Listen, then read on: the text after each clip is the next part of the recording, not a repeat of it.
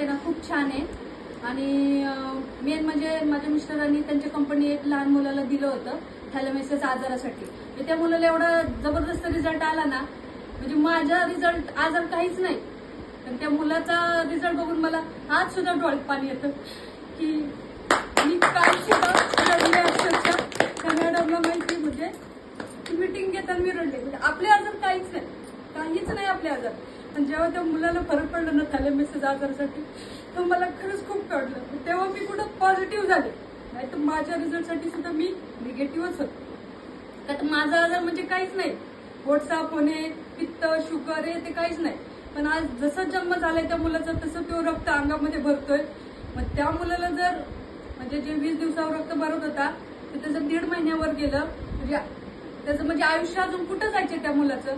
तर त्याच्यासाठी जेव्हा रिझल्ट पडला ना, तेव्हा मला खरंच ह्या प्रोडक्टचं म्हणजे अभिमान वाटला की खरंच हे प्रोडक्ट आहे म्हणून. नाही तर मला आतापर्यंत काय म्हणजे कधीच असं हे नाही, मी निगेटिव्हच होते. पण त्या मुलाने मला खरंच पॉझिटिव्ह. जेव्हा एखाद्याचं मूल आजारी असतं ना, त्या म्हणजे पाहिलंच कळतं की काय असतं काय नाही.